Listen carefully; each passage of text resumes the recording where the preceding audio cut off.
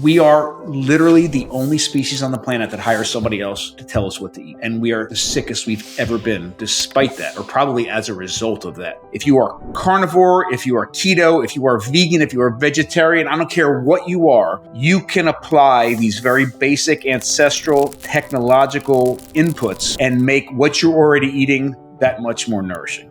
We have wild persimmons here. If anybody's eaten an unripe persimmon, you'll never eat another persimmon the rest of your life. This is astringent. It sucks all the water out of your mouth. It's horrible. But a ripe persimmon is my favorite fruit in the world. It is delicious. It is a completely different food. Even unripe bananas have a higher toxic load than a banana does. So a ripe fruit is typically low in toxins. But seeds, nuts, grains, and legumes are the babies of the plant. Understand that almost every seed, nut, grain, and legume in the world is protected through some sort of toxin. And if you're going to eat them, then you need to do something to them. You have everything that it takes to take your health and your diet and your food choices into your own hands. Bill, you've coined this term, eat like a human. Let's start out in the most general sense, talking about what that looks like. Sure, I'd be happy to. And I know it sounds like such a simple thing, but it's really not. Eating like a human is actually much more complicated than eating for any other species on the planet. And the reason is because we have to, understanding what eating like a human really means requires us to take into account 3.5 million years of technological innovation where our ancestors have created these inventions and these amazing things that have become inputs into our food system that has transformed raw materials into something different for our bodies before we even put them into our mouths. And as a result of these continued inputs over millions of years, our bodies changed in response. And because of that, we are now at a point where we inhabit bodies that require a lot of those technological inputs into our food before it even sees our face or goes into our mouths. So eating like a human, to me, means using technology. And some of these technologies, although powerful, are incredibly simple. Things like fire or cutting with a knife or something. And it could be much more complicated, like fermentation or nixtamalization. But using technologies to transform a raw material into its safest and most nourishing form possible for our human bodies. So basically what you're saying there is us as human beings, with our digestion, our biology, we're not capable of doing a whole lot with the array of different food options. But what we need to do is process that food in a way that our body can handle it beforehand. Absolutely. So what you're emphasizing isn't so much what we're eating, it's what we're doing to the food before we eat it. Yes. And I don't mean to use it. So I would say it's not just what we're eating. It's how we're eating, right? What we're doing to that food, like you mentioned. And that doesn't, and I don't say that to downplay the importance of the actual quality of the raw materials itself, right? So things like, grass-fed, grass-finished beef or raw A2 milk or something that's, an incredible resource itself is still incredibly important. But what I mean by saying that the technology itself is so incredibly important is that we are incapable as humans to safely and efficiently gain nutrition from almost all of the food that we put into our bodies. Period. That's it. And when we understand that, a lot of things become incredibly clear. So one of the things, let me back up very quickly. I say that, and if for some people, oh my gosh, there's so much information coming in about our food and our diets, it's already overwhelming. And here, I just added a whole new layer on it. I don't mean to overcomplicate things, but really to convey the importance of some of these things, I mean the kinds of technologies that our cavemen and cavewomen ancestors, our great-great-great-great-great-grandparents were able to accomplish literally with stone tools, sticks, a cave, and a fire. Like literally those are the transformative things that can happen.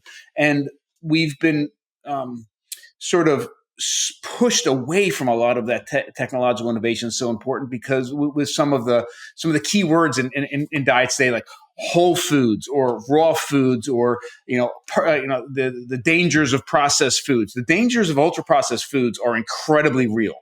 And that's one of the complications with trying to convey how important processing is. I'm not suggesting ultra processed foods are in any way healthy whatsoever, but processing itself, some of these things like cooking and fermenting and nixtamalizing and sprouting and a whole array of things I'm sure we're going to talk about over the time we're together, are required in our food system. Now, since most of us have been taken away from our food and so incredibly disconnected, some of this may seem very strange. But when we really start diving into every single traditional diet in the world relied upon these technologies, and some of them relied upon all of the same technologies to transform raw materials into something that can nourish us. We literally began to domesticate ourselves 3.5 million years ago. And now I don't care how much Naked and Afraid or Bear Grylls or whatever you watch on TV, or you have these romantic ideas about running into the woods and surviving. In order to nourish your body, we are in bodies that require technology. We can't do it on our own. We literally just can't pick our food from the woods and put it into our mouths and expect to be a fully nourished human. I'm really glad you brought the quality piece in, and I totally agree with you. What we're talking about here is an additional layer on top of that. And I think it would be helpful at this point to give a specific example or two, a food that people would consider healthy, and we would both agree is healthy, but a food where people in the modern world aren't processing it the correct way, and it's now not healthy. And then we'll get into what we can do to make it healthy again. Absolutely. So let me give you just lay the groundwork with one other comment, because I would imagine that most of the people listening to this are already understanding the quality of animal-based resources in their diets and that sort of thing. And I'm sure we'll get into that at some level. But the cool thing, and I think the really powerful thing about understanding the role that technology can play in transforming raw materials into something that's in the safest and most nourishing form possible, is no matter what your dietary approach is, if you are carnivore, if you are keto, if you are vegan, if you are vegetarian, I don't care what you are, you can apply these very basic ancestral technological inputs and make what you're already eating that much more nourishing. Again, this isn't, you have to be just eating carnivore to do this. And I have very strong opinions on what the most nourishing thing is. But no matter what it is, if all you do is apply these ancestral, traditional food processing steps into your existing diet, you will have already taken a huge step. So a good example. Let me see. There's a lot of examples. Well, let's use maize. I think that's a very, very powerful story with maize. So maize was first domesticated, maize or corn was first domesticated somewhere between 8,000 and 10,000 years ago in the Balsas Valley of Mexico. And actually, hold on, I have a prop. I didn't even know we were talking about maize. It just happens to be here. Okay. In this jar, I don't know if you can see it, in that jar is teosinte.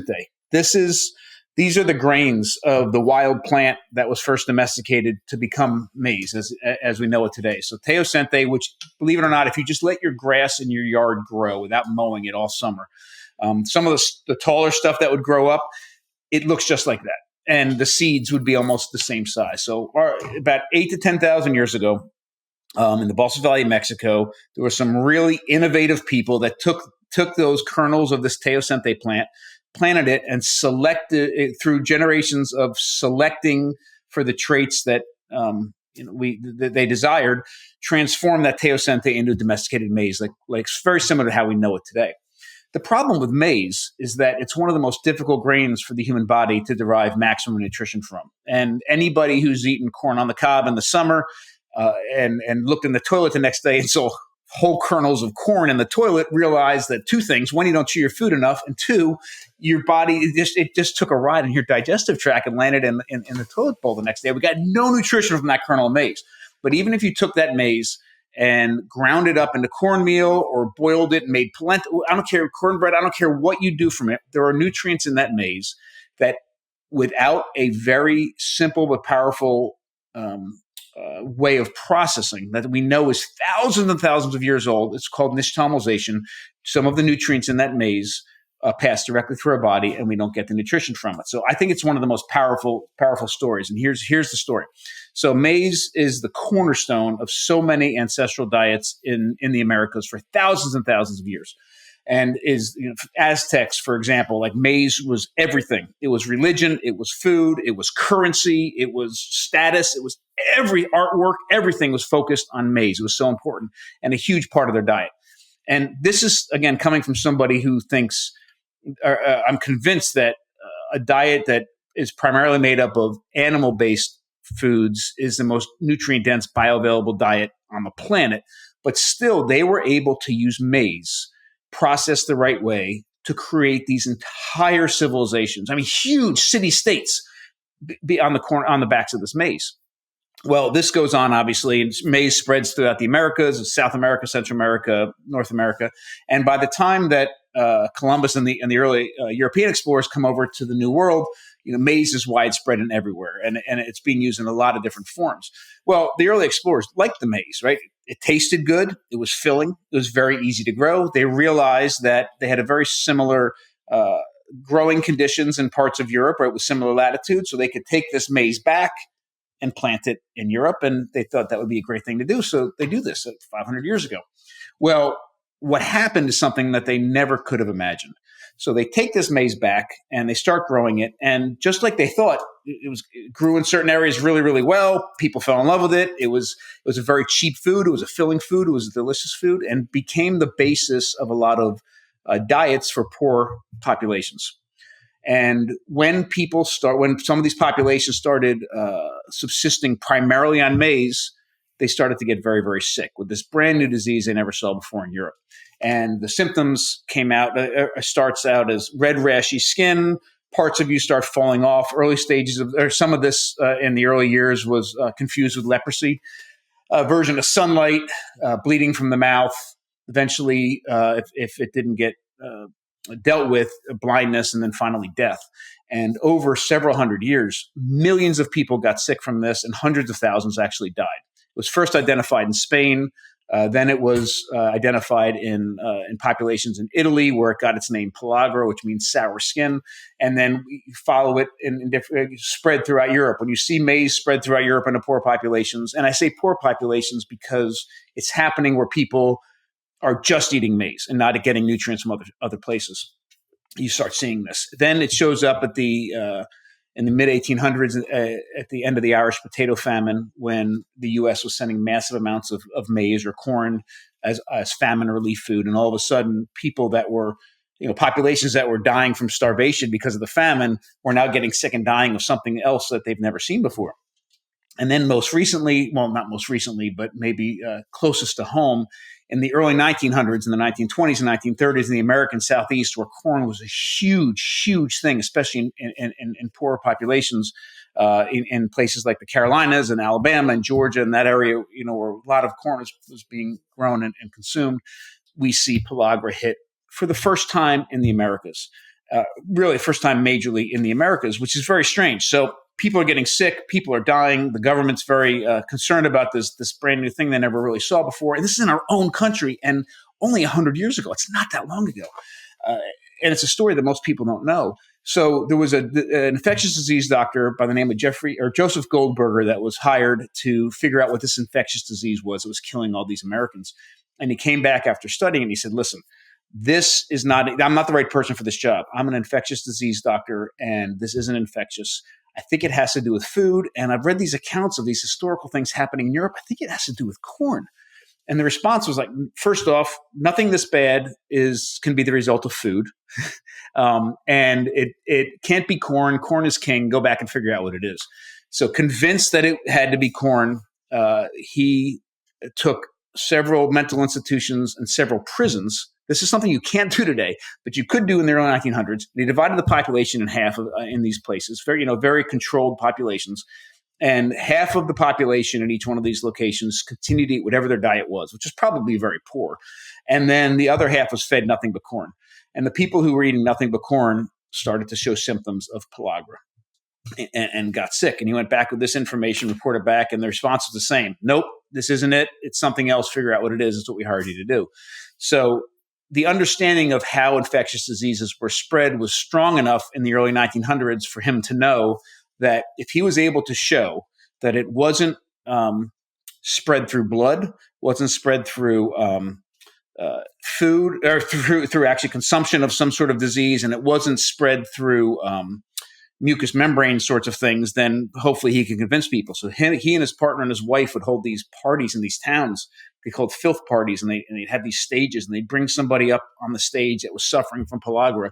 And the first thing they do is that they would take a cotton swab and swab the mucous membranes of the sick person, and then swab themselves with the same one, right? And then the next thing that they would do is they take needles and pull blood out of the person that was sick and put it in their own veins. And then they had these like gel capsule like things, and they take some of the scabby stuff that was falling off their bodies and put it in there, and then they would consume that. And then finally, the government listened. They realized it had to do something with corn. They couldn't figure out what it was, and it wasn't until a few years later that they realized it was because of an deficiency of niacin in the diet. I know this is a very long story, but here's the punchline of why it's so powerful. So here we find out that it's a deficiency of niacin in the diet, and the response. There's so many lessons from this. The government's response to this was, like it usually is, just to put a Band-Aid on a larger issue. So if you look at almost any baked good anywhere in this country, from Hawaiian rolls to Wonder Bread, it's going to say fortified with niacin on the bottom. So what we did when we realized that all these populations didn't have enough niacin in their diet, or in their bodies at least, that we fortified all these cheap bread-like things with niacin. And it seemed to solve the problem.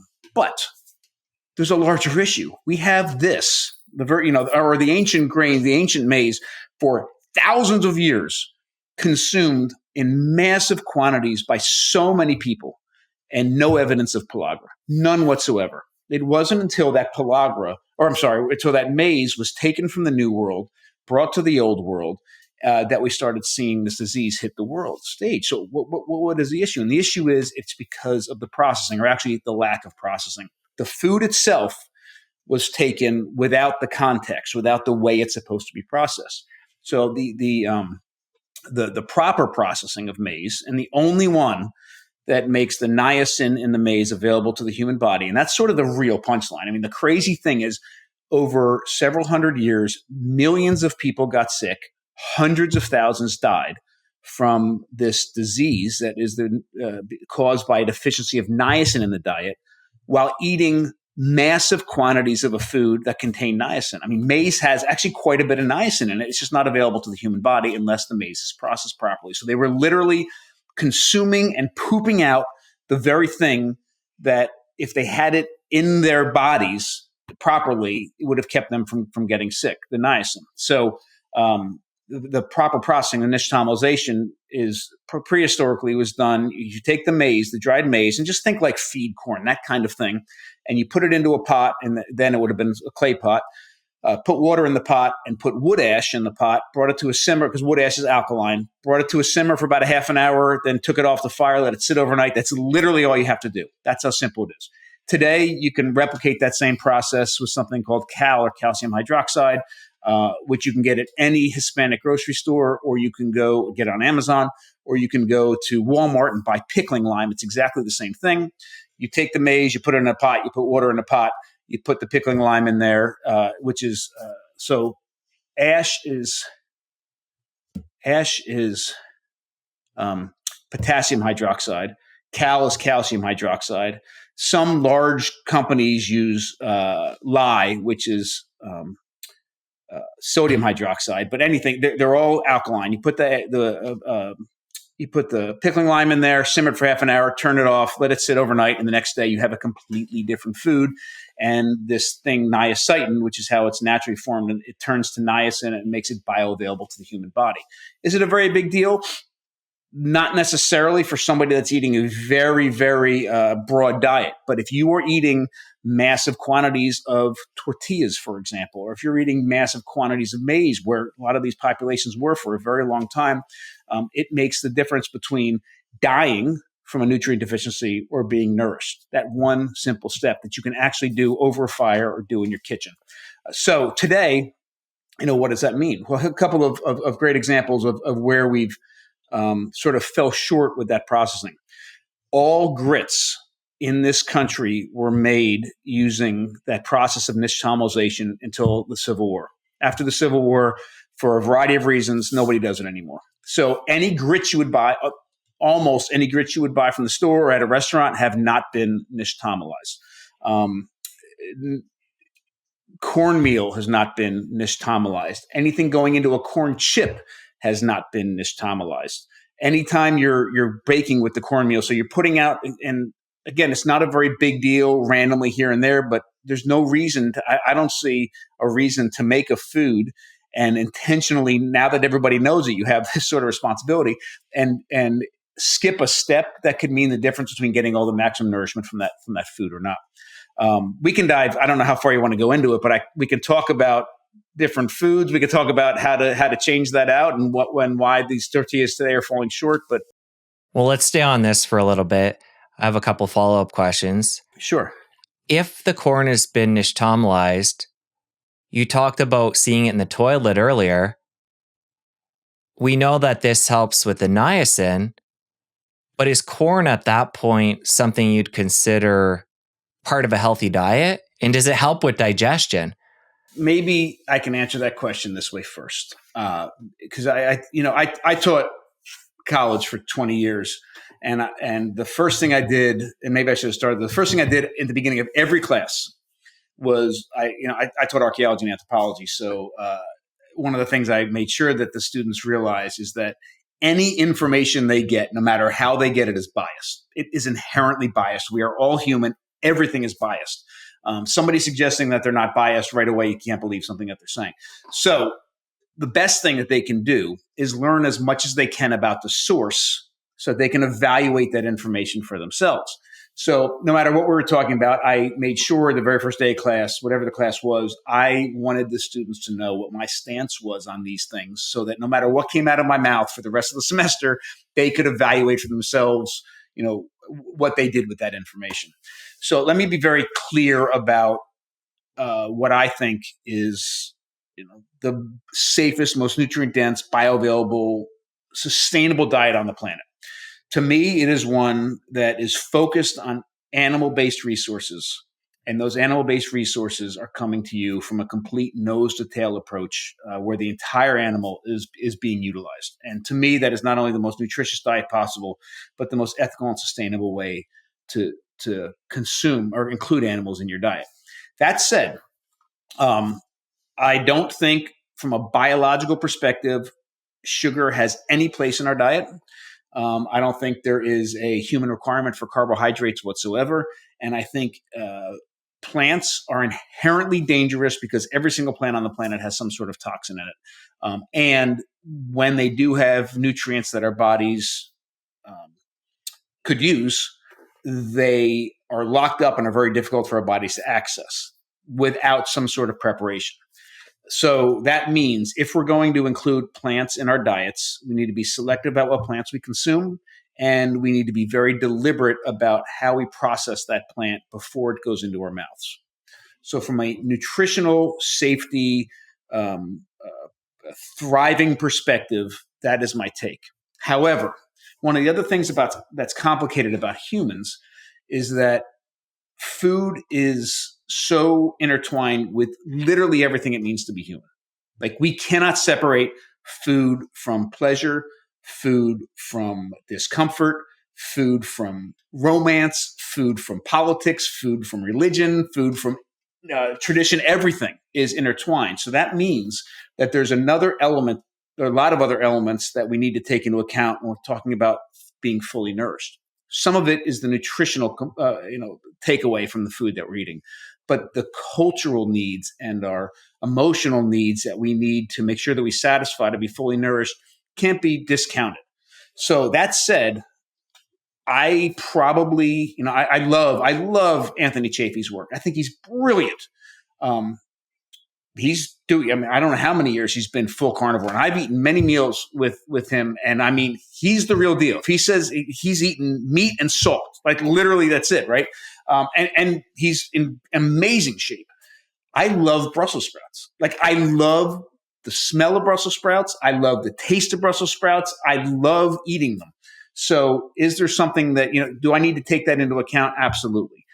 There was a year, I wrote about it in my book, but there was a year that I was so hardcore about my diet, actually several years, that I didn't even eat I didn't even have a bite of birthday cake. when my kids were little for several years. And one of the years, and this is kind of literally a low point for me, so I have three kids. I have my oldest daughter is Brianna, my son is Billy, my youngest daughter is Alyssa. My oldest daughter, and I forget how old she was at the time, maybe 10, had made the birthday cake for her younger sister, and I didn't even eat a bite of that cake. And from a nutritional perspective, of course, it makes sense. I mean, she probably made the icing, knowing her. But I mean, it was completely refined sugar, and there was zero reason from a nutritional perspective I should have eaten that. But from a cultural and emotional perspective, 100% I should have eaten that cake. I should have eaten the entire slice of that cake, not just a bite. So we need to take all these things into account. So that's, now we'll get back. Your question was about, is maize part of a healthy diet?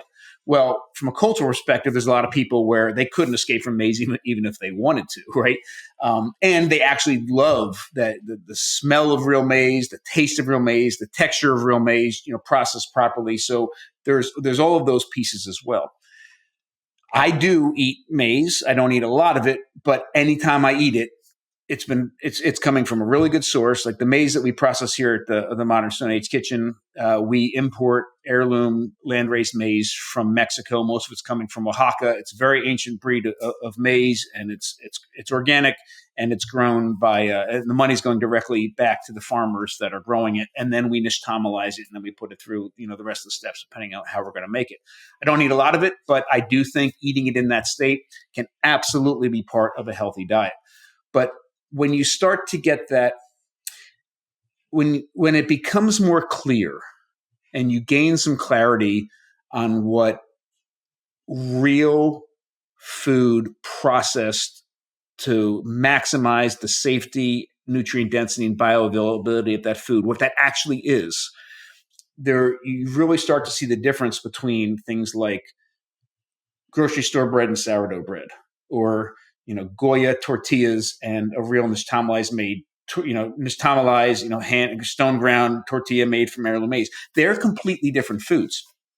Raw A2 milk and skim milk, ultra pasteurized, homogenized skim milk from the grocery store. And that's I think in these conversations about food and diet and health, that's the next step.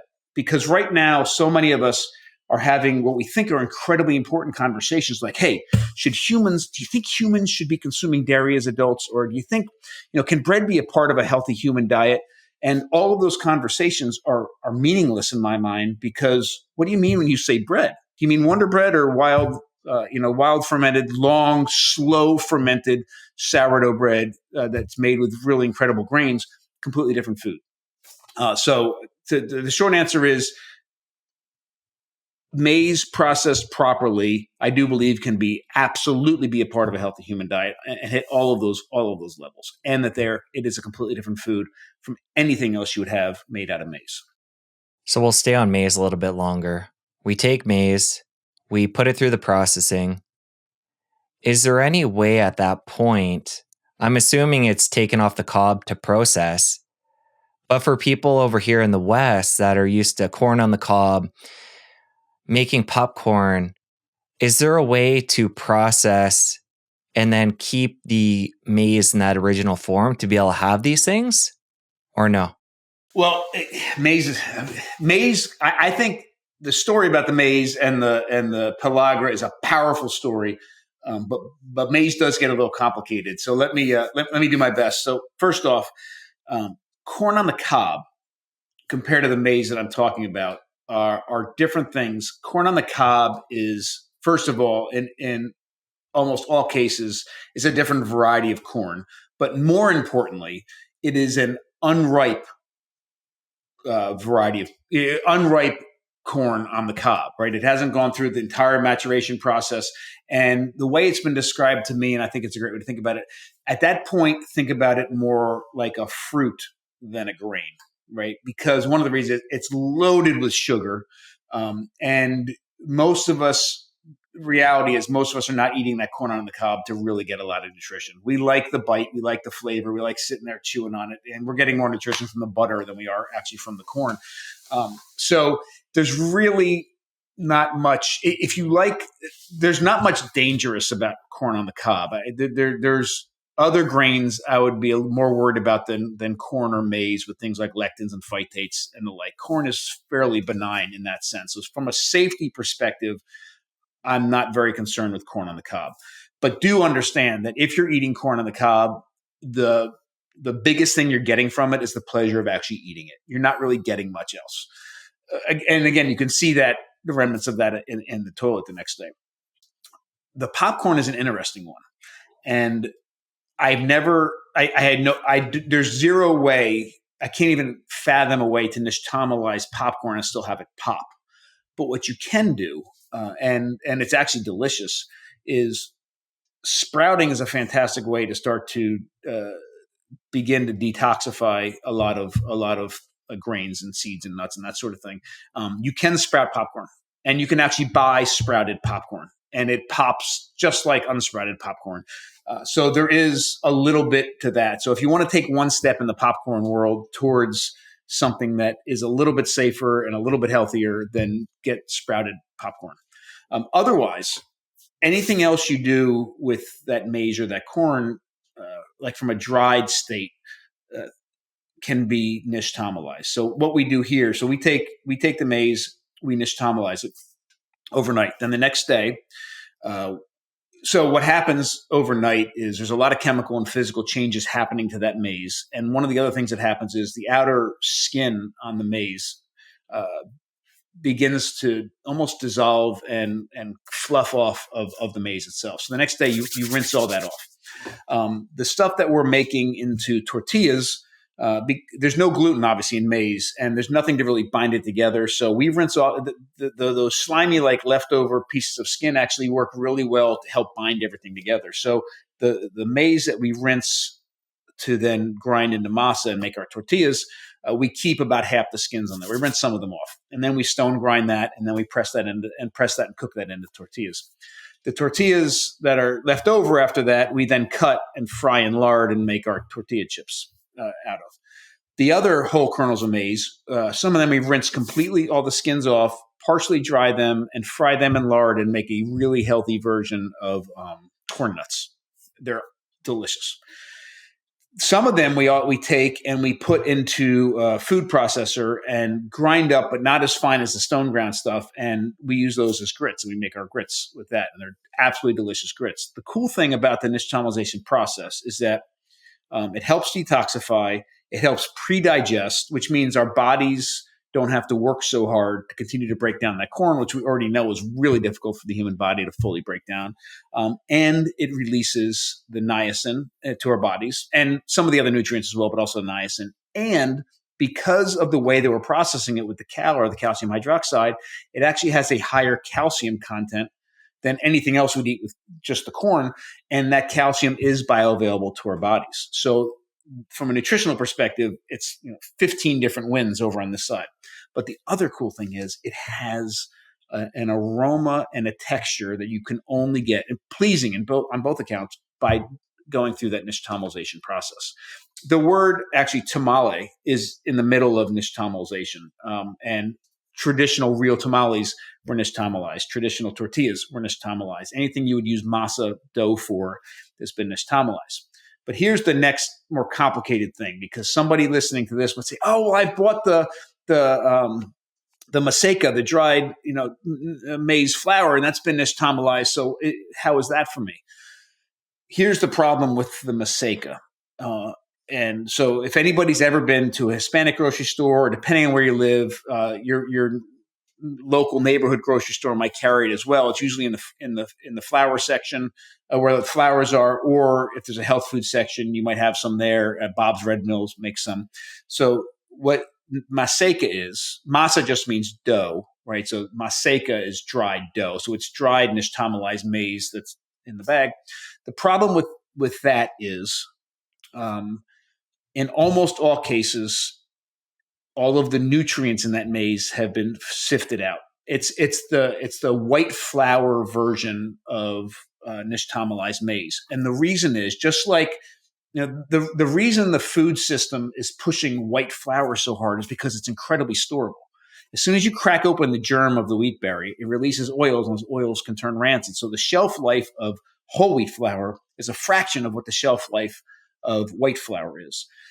Almost all of the masecas, the dried masa flour that you can just add water and make the tortillas from, have the germ and the bran have been taken off, and it's literally just the endosperm. It's just the starch. So you're getting the Wonder Bread version of this. So yes, it's been nixtamalized, but most of the nutrients aren't there because they've been sifted out. The cool thing is it's incredibly easy to do in your own home. Like it's super easy. And if you look really, really hard, there's more and more really high quality tortillerias popping up in different places around the country where you can go and actually get incredible tortillas that are made properly. And if none of those things work for you, then check on our website, and we actually ship them there, and they're delicious, but they're completely different foods. And let me just also say this for people that are thinking of some of this, because I know I dive down these rabbit holes because I'm passionate about it, but it does seem overwhelming at some time. I am not suggesting that if you only eat tortillas every now and then, that the tortillas that you're getting at the grocery store are going to kill you. That's not the point. The point is there is a more nourishing and, by the way, more delicious version of the tortillas than most of us have access to. And if you're going to eat a tortilla, you're going to eat a tamale, you're going to eat a tortilla chip, then that's exactly what you should be going for. A quick other side note, just to show you how screwed up our food system is. According to the FDA, you are not allowed to call something a tortilla chip so tortilla chips are required to use nixtamalized maize to make them. The difference, according to the FDA, between a tortilla chip and a corn chip is that a tortilla chip has been nixtamalized. But in almost all cases, it's been nixtamalized. The germ and everything has been gone. And if you think about how fine, the tortilla chips, how white they are, how yellow they are, with no specks of any, there's nothing that resembles any part of the germ in there at all. It is pretty much nutritionless, but it has been nixtamalized. But the other part of the regulation is if you're going to call it a tortilla chip, it by definition has to be fried in vegetable oil. Isn't that crazy? You're talking about a food that's coming from such a long-standing tradition of, in Mexico, you would have never used vegetable oil. They didn't have access to it. Everything was fried in lard. But in this country, you cannot call it a tortilla chip unless it's been fried in some sort of industrial nut or seed oil, which is insane. But so we call them topas or nixtamalized maize chips or whatever. But anyhow, just as for people shopping, it's something to look for. So for somebody that decides to take this on, they nixtamalize their own corn. They get whatever they need to do that, including this agent to detoxify the maize. Any other plants get processed in this way? Anybody who's been following some of the restaurant scene for the past 10 years would know the name Noma, right? It was best restaurant in the world for multiple years. It was in Copenhagen, and they had a food lab associated with it in the very beginning called the Nordic Food Lab. They apply, one of the great things that they've done is that they have applied all sorts of traditional and ancestral approaches to things, to the resources that they have in Mexico. I'm sorry, not Mexico, in the Nordic countries, and especially in Denmark. And so they started a program of nixtamalizing all sorts of grains there that are local to places like Denmark. And they had some success. They're doing some things, I think, with rye and some other. But it turns out, and I dove really, really deep into this, the biggest value that nixtamalization provides is really only appropriate for maize. Other things like sprouting or soaking or fermenting with the bacterial bacteria as well as yeast make the biggest difference with a lot of the other grains. So really, nixtamalization is a big thing for maize, but I don't think it makes a big difference in other cases. How does high fructose corn syrup come into play with all this? Obviously, somebody like you, somebody like me, we're not eating processed foods, but they are a big part of the diet over here in the West. A lot of people are consuming them. Corn is in the name, high fructose corn syrup. Is this even an issue? That's obviously a toxic, quote unquote, food as it is. But does this processing of corn, I'm assuming they don't do that with what they make into the syrup. But is there any interaction there? There's no relationship between nixtamalization and the craziness that goes into making high fructose corn syrup. But I think the question is a great question on a lot of different levels, and maybe one way to use it as a spark for some really good takeaways is maybe another way to ask it. At what point does processing food become bad? Because again, I'm championing processing food. I mean, in fact, I'm suggesting that there's no way to be a fully nourished human without some level of processing in our diets. But then, at what point does it go bad? So, when the story that I usually tell, and it's a powerful story for me, and I think so many of us use terms and phrases all the time and not realize without realizing that we haven't really defined it for ourselves, right? And sometimes we get called on it. So there was one year, and it was years ago. I was teaching a full load of anthropology classes at the college, and this one semester I was teaching a prehistoric archaeology class. And one of the other classes that semester was something on modern food systems, an anthropology class. I forget exactly what class it was, but I remember that I had the same student in both classes that semester. So very different material that was being presented in both classes, but there was some overlap as well.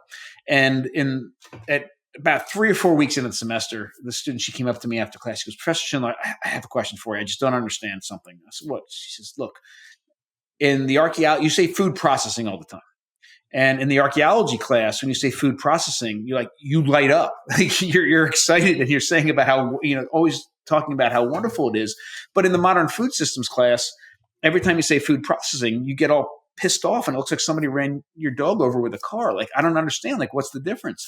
And I'm like, I don't know. Like, I haven't thought about it. Like, there's definitely some line that needs to be drawn, but I don't know where that line is. So let me think about it and get back to you. So I thought about it. It actually took me a couple weeks to figure out where I drew the line.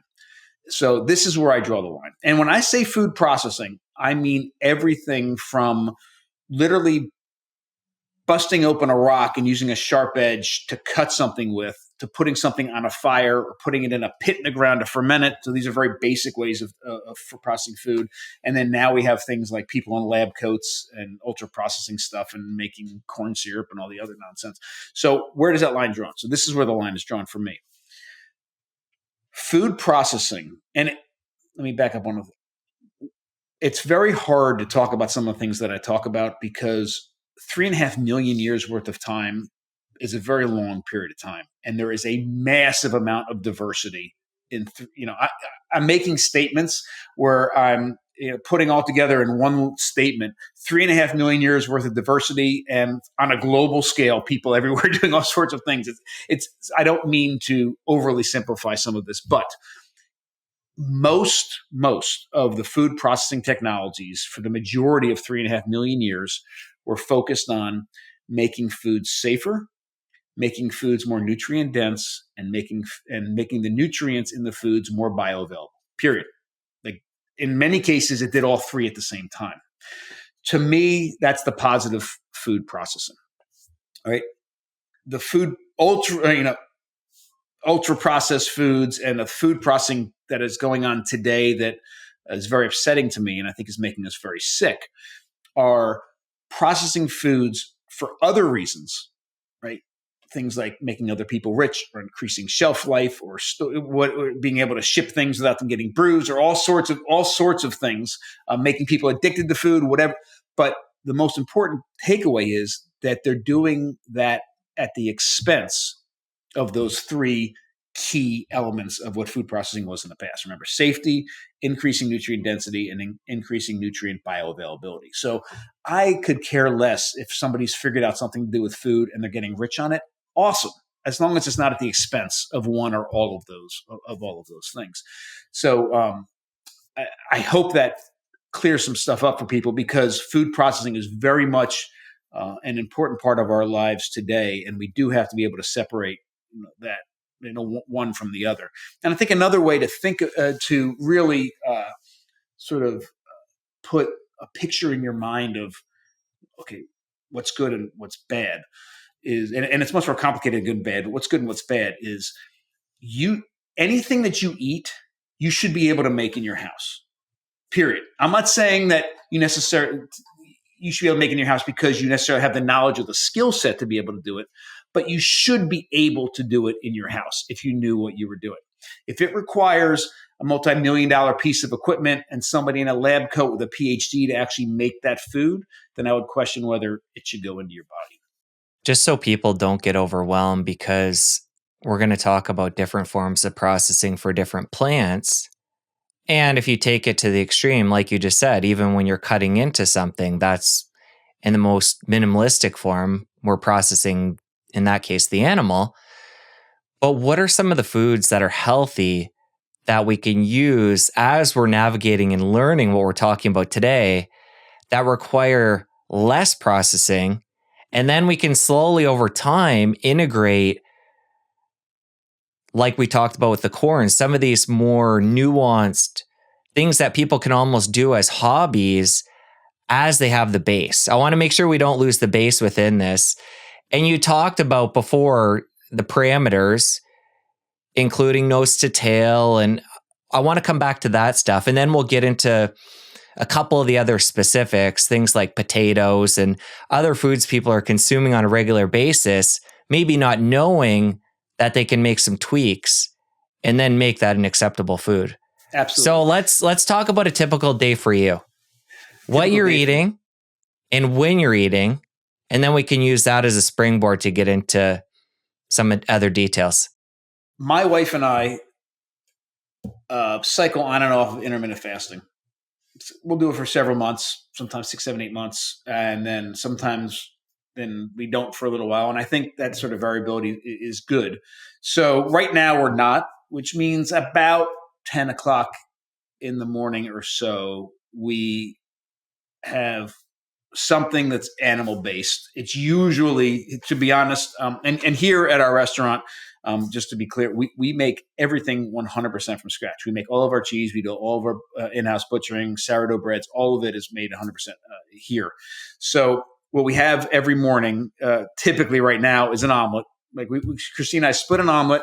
It's our meat lovers omelet with cheese, cooked in butter, and a piece of our sausage and a couple pieces of our bacon next to it. So we eat that every morning, usually right now. And then about 5 or 6 o'clock, we have dinner, which again is usually it's usually beef, not always, but that's it. That's the standard thing for us every day. Sometimes we'll add a vegetable in, sometimes we won't. We rarely have any carbs. When we do, it's 100%. If it's grains, if it's flour, it's 100% sourdough. If it's maize, it's always nixtamalized. Usually, though, on Fridays, and again, part of our eating schedule and what we're eating has been dictated to some degree by what we're making here because we have access to it. Every Friday night, we do wood-fired pizzas here. And again, this is a great example of taking a food that most of us would think of as a comfort food or something that destroys health, or at least isn't making somebody healthy, and applying these traditional principles to it, making it from scratch and turning it into something that I would consider a health food. So we do wood-fired pizzas here, and we usually have pizza every Friday from here. It's wild, long fermented sourdough crust, all the pepperoni and sauces we've made in-house from local pigs. We've made all the cheese. I mean, it's a completely different pizza than most of us have access to. So we do eat that, but that's a typical day for us. If we're out, we still are, we're looking at something from the animal world and bringing that in. And if we have to, we're very selective about the vegetables that we eat. It's funny because I said what we eat is partially dictated by what we make here, but what we make here is actually fully dictated by the way that we've raised our family for 24 years. We don't use any industrial nut or seed oils. We only use animal fats when we're cooking. The only plant-based fats that we use are coconut oil, avocado oil, and olive oil. And for the most part, those are only used in cold applications, like if we're making dressings or mayonnaises or that sort of thing. And I'm saying all this because this is how we eat. We don't cook with any refined sugars in here whatsoever. We only use muscovado sugar, which is just dehydrated cane juice. Honey and maple syrup. So if we are eating something sweet, it's been sweetened with that. That's why I bring that up. Almost all of our dairy here is fully fermented. So we're not drinking glasses of milk, which is very weird. Like traditional people, there's only two groups in the world that I know of that actually drink milk from a traditional sense. Everybody's always fermented it, which is another whole topic I'd love to get into. So we do eat dairy, but we eat dairy in the form of fermented butter, yogurt, different kinds of cheeses, that sort of thing. And then whenever possible, we are consuming the entire animal. So we do eat quite a bit of pork rinds. We eat pate. We several different patés. We eat liverwurst. And when we're eating things like hamburgers or meatballs or that sort of thing, one of the things that we've done here is I figured out the percentage from an average beef cow of flesh or meat, fat, liver, heart, and kidney that would exist in the cow itself. And that's when we grind our meat. That's the percentages that we put into that. And my thinking there is, we are so disconnected from our food now that we're in a really strange situation that we're asking, okay, how much liver should I eat?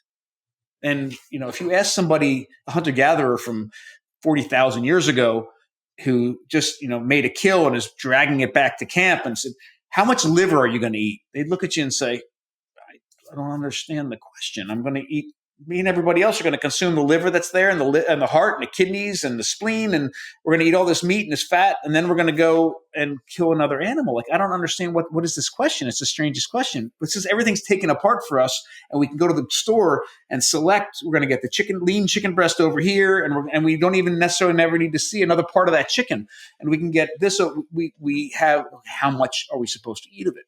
And we're supposed to eat how much was really there when we killed the animal. So those percentages work really well for us. I think from a health perspective, it makes sense, but also from, I mentioned earlier, the ethical and sustainability perspectives, it sits really well with me to not only butcher that way and cook that way, but eat that way. And as a great example, we bring in half pigs here and butcher them. From a half of a pig, we throw out or compost about a half a cup of waste. Everything else somewhere goes into the food that we're making and serving here. And I went on a little bit of a tangent, so I forget the original question, but I do know that that's about what my standard daily diet is on a regular basis. One thing I notice about your diet that differs from a lot of the other people I talk to that are low carb, animal based carnivore is the diversity. And this ties back to, you mentioned the birthday cake before. There's a lot of different reasons we're eating. There's a social, you mentioned, I think it was Brussels sprouts, and you enjoy the aroma and taste of those. And then there's nutrition, which essentially it should be the foundation of why we're eating, to fuel our bodies and to stay healthy. When it comes to diversity and eating, obviously, quality is paramount for you with all those different foods you named. But how much of, when it's just focused on the health, that diversity, how much does that play into it? Because you mentioned Dr. Anthony Chaffee earlier, and he's a previous guest of the show. And talking to him, the way I remember it, he's basically just eating beef. So it's like, what's the difference there nutrition-wise? And again, I just want to hone in on this alley for now. Somebody that's including things like pork and different organs and the diversity you are, and obviously you're getting a more diverse array of nutrition. But how important is that when it comes to our health and well-being? I think diversity is very important for a number of different reasons. First, and if anybody asks me a question, my background is I've been an archaeologist my entire life, and I spent a lot of my career actually just on archaeological sites, excavating and interpreting those sites. When somebody asks me a question, about anything, especially nutrition, my knee-jerk reaction right away, my first thing I do is go back to what I understand about the archaeological record to start to answer it. So I'm going to do that here. So the first thing I would say is, in every case I can think about, every archaeological site had almost every archaeological site I've ever either learned about, excavated myself, interpreted, whatever, has a large diversity of plants and animals in it. Remnants of that being a part of the diet. And in some cases, so not only can we find these things on the site themselves, and there's other things we can do. We can look at dental plaque on ancient teeth and see what they were eating. Sometimes we can look at stomach content. Sometimes there's things we can do to look actually in the matrix of the bone, and we can get some general ideas. But diversity seems to be something that has been around for a very long time. Now, there are some people in the carnivore world that will suggest that we are obligate carnivores, and that there are periods of time where we're only eating meat. I do believe animals, not meat. I do believe that the most nutrient-dense, bioavailable, safest form of nutrition comes from the animal world, 100%. But the reality is, in almost all cases throughout time, we've been eating a combination of animals and plants. And some of that is dependent on a number of different things. Some of it was the climate at the time, what kind of access to resources that people have. There's a lot of different things, and those ratios of things change over time. But diversity seems to be there in all of those cases. Now, I think you had Mary Ruddock on the show. Mary Ruddock is truly, I think she's one of the smartest people in the health and nutrition space right now. I mean, she is brilliant. And on top of that, one of the kindest people I've ever met in my life. I think she's amazing. My wife and I have done a lot of similar sorts of research that she's done. And we've lived and worked with a lot of indigenous and traditional groups all over the world. One of the things that we found doing that is there's still a lot of diversity even now in these extant traditional societies that we've spent time in. Nowhere near as much diversity as we see in our diets today at the grocery store, but that they're getting their resources from different places, and a lot of that is dependent on the season that they're in. So from an archaeological and ethnographic viewpoint, I think diversity is very important. The other thing that is, I think, to me, incredibly important when I think about the power of diversity is that I don't care how smart we think we are about our diets, how much information we have, how much scientists and nutritionists have figured out whatever they figured out. We're scratching the surface on understanding all the nuances of human nutrition. Scratching the surface. And for as confident as we are right now in our knowledge, we were that confident 10 years ago, we were that confident 100 years ago, we were that confident 150 years ago, and we've seen where a lot of that has got us. I think putting all of our eggs into one basket, and I love beef. I love it. It is one of my favorite meats. I love everything about it. Putting all of our eggs into one basket is a dangerous thing to do. Because the reality is we've got something wrong. I mean, no matter how smart we are, we've got something wrong. And there's safety in diversity. I mean, if you're it's one of the reasons why maize was such an issue for the people that suffered from pellagra, because that's all they were eating. Not only were they not processing it properly, but they would have, if their diets were more diverse than just maize. And many of them didn't have a choice because they didn't have access to other resources. But if they had niacin coming into their bodies from something other than nixtamalized maize, they would have been fine, right? So I think diversity is incredibly important. The other thing that is I think powerful, and we were talking about earlier about not wanting to overwhelm anyone with all of these things. We should do this, and we should do this, and we should do this. I'm going to tell a very quick story, but powerful story. So a friend of mine, his name is Cian Foley. He lives in Ireland. He wrote a book called Don't Eat for Winter is the name of his book. And the quick story about Cian Foley is years ago, he was in his late 30s. He was unhealthy. He was overweight. And he lives near Waterford in Ireland. And it was middle winter. It was December. and he was eating an apple. He was looking out of his kitchen window. He had an apple tree in his yard, and he was eating an apple. And as he's eating his apple in December, he looks out at his tree, and he's like, man, there's no apples on that tree. Like, it's strange that I'm eating this apple, and I have no apples on my tree. And then he's like, hell, there's not even any leaves on the tree. Like, something's weird about this. And he started to process the importance of seasonality. He's like, look, I am only going to eat what's in season in my area, and that's the only change I'm going to make in my diet. And he transformed his health. He is now a multi-year global kettlebell champion. He's won numerous bodybuilding, drug-free bodybuilding awards. His health is amazing. But there's two key takeaways here. One is the biggest change he made in his diet was just eating seasonally. And his book, Don't Eat for Winter, is focused on this. And what he says in this, and his thesis, and he's right, is that most of the natural resources that are available to animals in the late summer and into the fall are very high carbohydrate resources. And the interaction between that and the animals that eat it is that it puts on fat so that they can so they can survive the winter. And then if you get to the resources that are available in the spring and in the early summer, these are much lower carbohydrate resources, and then the weight falls off. So that's pretty cool. So the role of seasonality is great. And that means if you're eating truly seasonally, you have already incorporated a good bit of diversity in your diet because you only have access to certain things during the year. This is unrelated, but I think very important. The other thing that's really cool is, and I've had this mindset too, when I spoke to him about this, one of the things he said is, he's like, the other problem is we have that humans are supposed to have a certain, ideal body fat percentage and keep that throughout the entire year. So animals don't do that.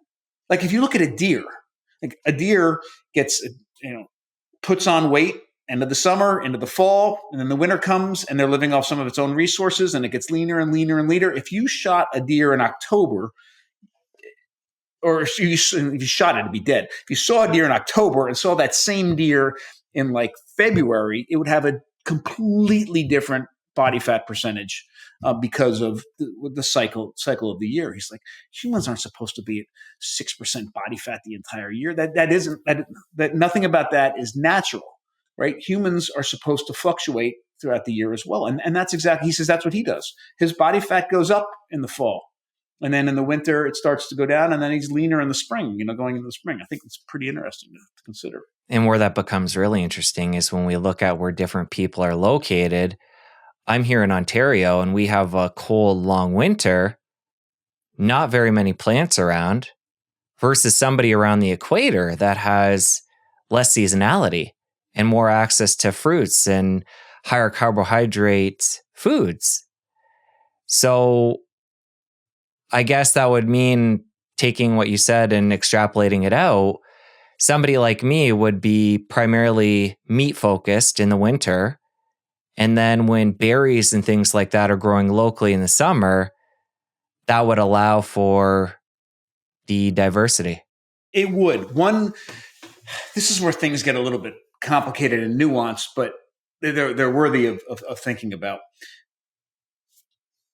Eating locally and seasonally are incredibly important and powerful for a lot of reasons. Some of that is nutrition. Some of that is just making sure you're helping the economic engine of your local food producers, right? Connecting with them. There's a lot of wonderful things about it, right? If we think it from a species level, though, and it forces us to have that diversity, and that seasonality helps keep in check one of the few limiting mechanisms that we still have in our diets today. So when I say limiting mechanisms, I wrote a blog post about this 2 weeks ago. There were certain things, just checks that were naturally there in the way that we interacted with the world that kept certain issues from coming up in our diets. So a great example are oxalates. And oxalates, for all the work, I've spent now about 22 years of my life researching different ways of indigenous, traditional, ancestral ways of processing plants to detoxify them and make them safe for human consumption. It's a big focus of mine. I have never found a way to detoxify the oxalates in plants and have them not be an issue. And we can dive into that a little bit later. But I just bring that up because we have this huge oxalate issue today in our diets. And one of the reasons it's an issue in our diets today is because some of the limiting mechanisms that were naturally in place before that kept high oxalate plants at a certain level in our diet are now gone. So something like spinach, if you ate spinach, there's nothing inherently bad about spinach. If you ate spinach for the 2 weeks out of the year that it grew in your area. But now we've called it a health food and made it available 365 days in the grocery store. And I know people that are making a spinach shake in the morning and then eating a spinach salad for lunch every single day. You would have never been able to do that in the past. And on top of that, they're on a keto diet and they're eating massive amounts of almond flour, and maybe they don't like the idea of drinking another animal's milk, so they're drinking almond milk. And now all of a sudden, we've literally created this incredibly dangerous problem in somebody's diet that if you had to go out and find the almond trees, harvest the almonds, hold the almonds, shell the almonds, pick the almonds out of it, you would have never been able to consume that many almonds. But now you can have shelled almonds at Costco for $10 a bag, and somebody's telling you that's a health food, and all of a sudden we have all these issues. So eating seasonally helps keep in check some of those issues. So if you do happen to consume something that maybe isn't the best thing over a long term to consume, you're not consuming it over the long term because you only have access to it for 3 weeks or 4 weeks or whatever it happens to be. I love that point. And I've talked about that too with things like almonds, where sometimes you don't even realize it and you think you're making better choices by getting, say, like almond milk in your latte and then having a paleo, keto, something that's, all natural, quote unquote, dessert. And then you're having a handful of almonds as a snack. And just imagine over time, and in this case, oxalates we're talking about, but the amount of toxins that are bombarding your body when you think you're doing a healthy thing, and not to mention the limited nutrients because your diet is so much less diverse. If you're basing, say, almonds as, and again, your flour, and it goes on and on. And then you mentioned the fact that you can go to Costco and spend $10 on a bag. Like it's easy to get and it's economical, and everything is compounding to make the current situation we're in where people are just sick and confused. And this becomes even worse, a larger issue, the more disconnected we are from our food, right? So I love this example. So years ago, we're on the Eastern Shore of Maryland, so it takes a little over an hour to get to Washington, D.C. from where I live. And when I was teaching here at Washington College, I would often take students over to the Smithsonian for different events and different exhibits. And there was an exhibit years ago here. I forget exactly the name of the exhibit, but the entire exhibit was focused on the archaeology of the Chesapeake Bay region. Some of it was prehistoric, but most of it was historic.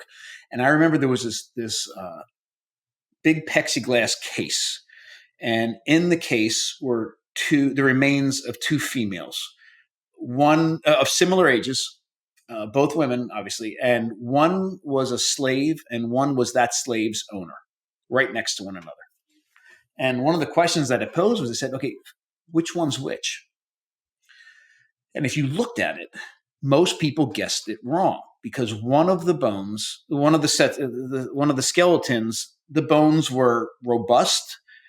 All the teeth were in the head. There were no cavities. There was no sign of disease. And then the other one was frail and the bones were riddled with disease. Teeth were falling out of their head. You would have said, oh, well, that diseased one was the slave, and it wasn't. And what was crazy, and this isn't to suggest anything was good about slavery whatsoever, but in this particular case, the point was that this was a time when only the rich people could afford sugar. And the one that consumed the sugar in their diet was the slave owner, and she paid the price for it. And no matter how bad the slave diet was, the diet that contained that much sugar was worse. And I think that's really, really powerful. And the limiting mechanism there was the cost of sugar. But now cost of, and we can think about it from the term of cost of carbohydrates. I mean, we have subsidized so much of the wrong thing in this country that price isn't even a limiting mechanism for some of these things that we couldn't have afforded before. Almonds are a great example. Not that almonds are subsidized, but I couldn't afford we never had shelled nuts in our house. Like we couldn't, in 1978, there was no way that we could have afforded shelled nuts from the grocery store. Like that was a luxury that you maybe got some slivered almonds, like a little ounce of it to put in. It didn't happen.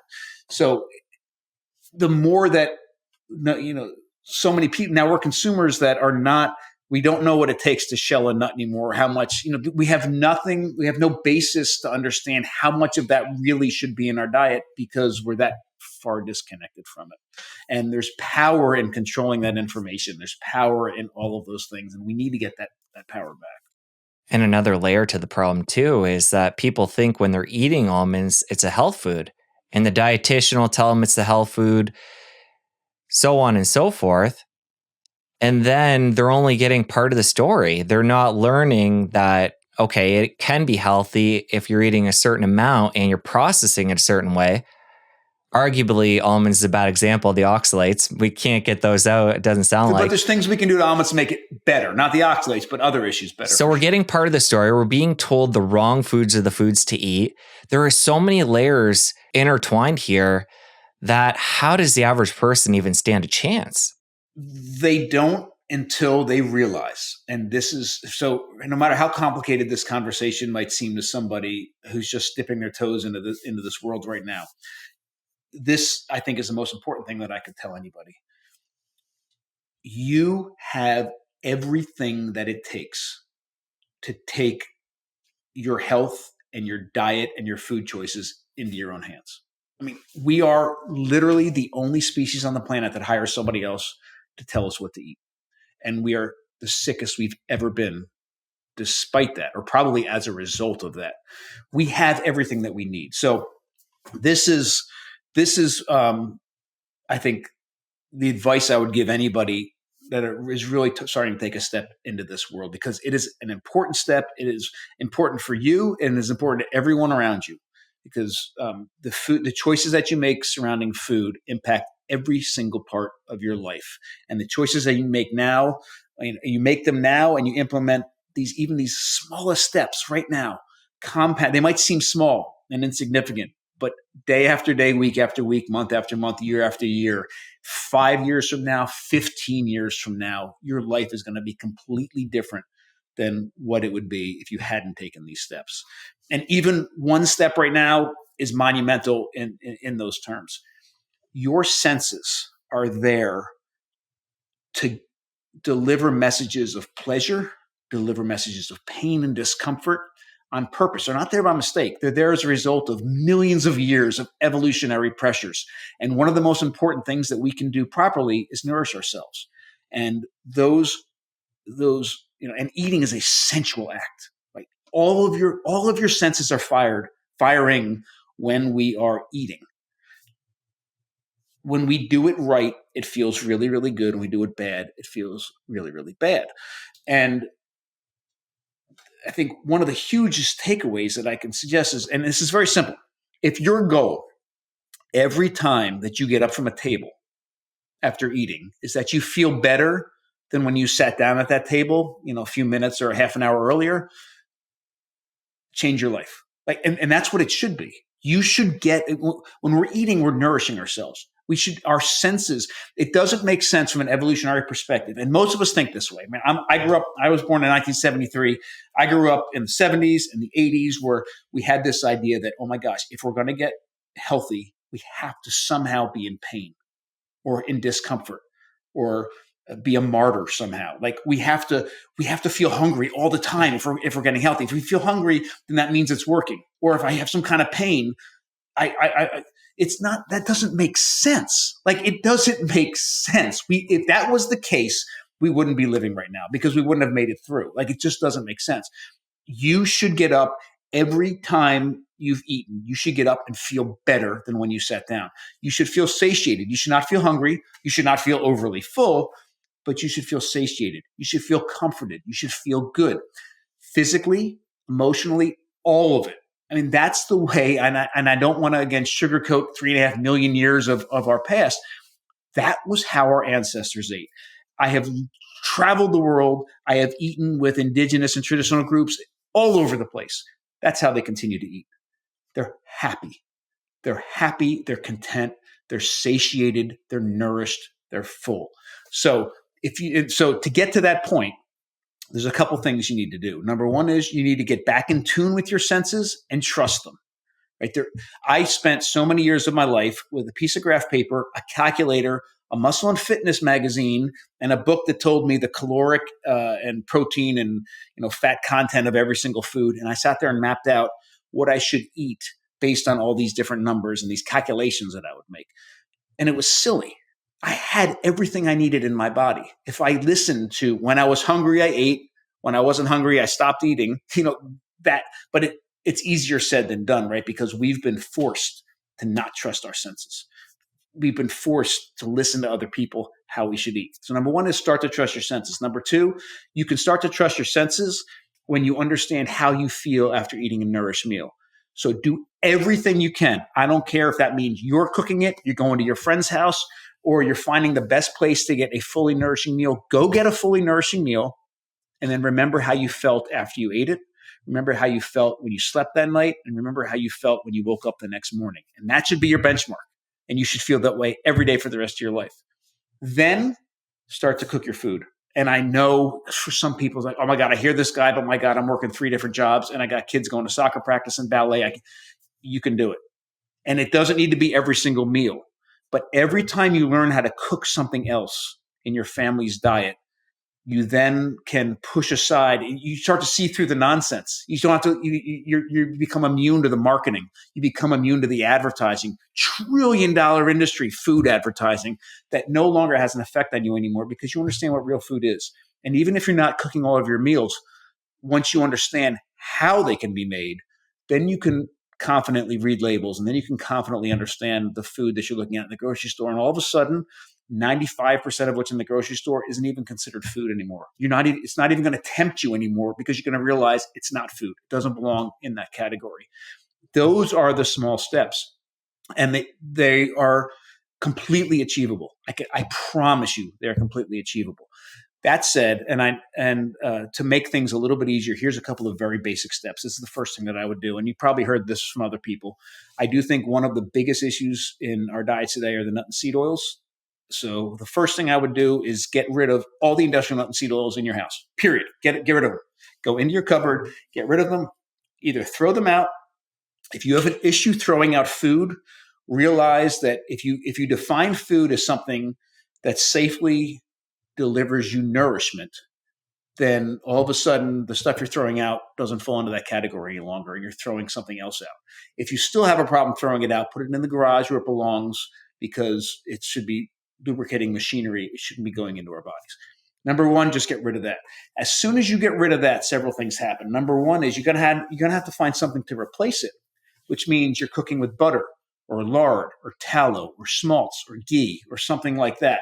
So all of a sudden in your house when you're cooking, you've made this transformation. If then you start to pay attention to the food labels and what they're putting in restaurants into their food, then all of a sudden you're also going to take out a lot of other junk food, because almost all crap food in this country is built on industrial nut and seed oils. So just by doing that one thing, there's all these trickle down effect ramifications in your diet that's going to take a whole bunch of stuff out you shouldn't be consuming, and you're replacing it with high quality animal-based fats. The second thing is get rid of all refined sugar in your house and in anything else that you're eating. And same thing, when you start to do that, some of that other stuff that you might be buying at the store, if you're not eating refined sugar, it's out of your diet. That doesn't mean you can't eat anything sweet again.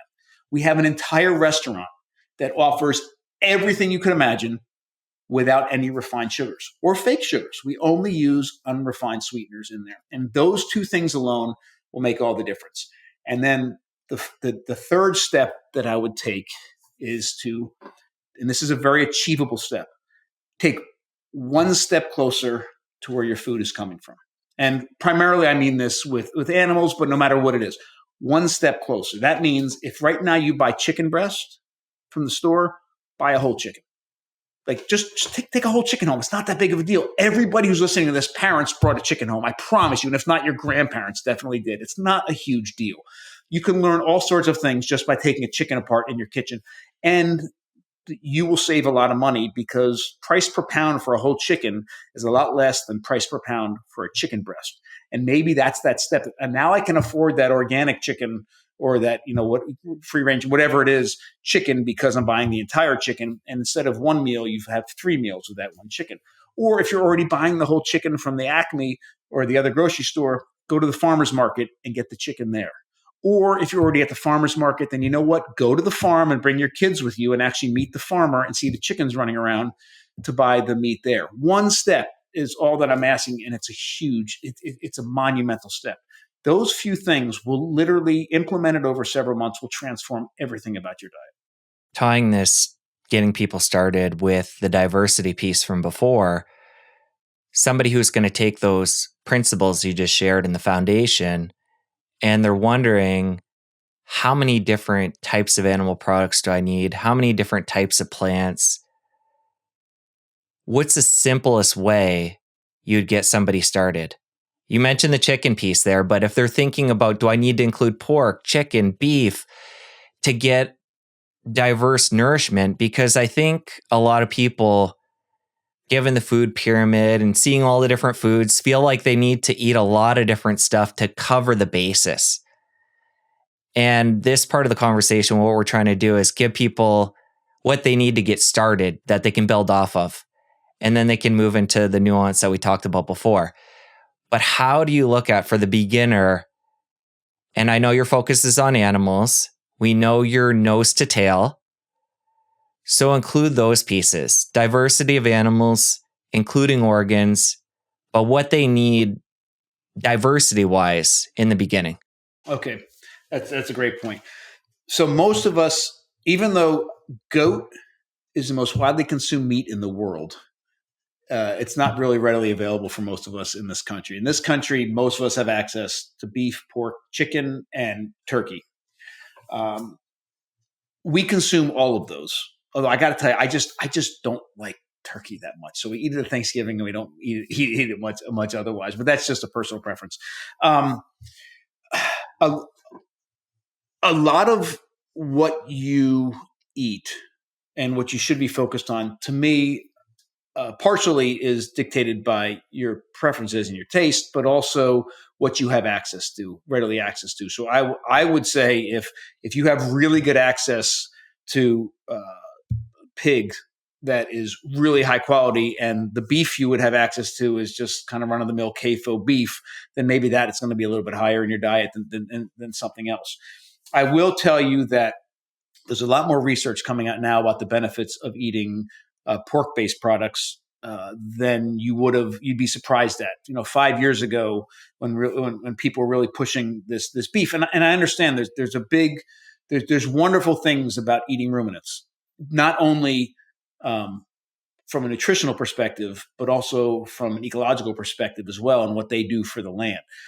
But I will tell you, there are a massive amount of traditional groups around the world that are focused their diets on pork, and they're doing very, very, very well. And I think this is one of those things that I was talking about earlier, that I think that research is going to come back around and show that these other animals have a lot to offer as well. I would say several things. Number one, introduce organs into your diet as much as you're comfortable with.